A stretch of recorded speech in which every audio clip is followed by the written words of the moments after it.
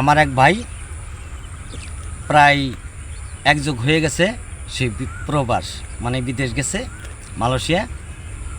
তো আমার ভাই একদিন ফোন দিয়েছে, এখন ফোনে বলতেছে যে তুমি কি পরকিয়া করো কি না। এখন আমার ভাবি গানের সুরে সুরে বলতেছে, কি বলতেছে শুনুন।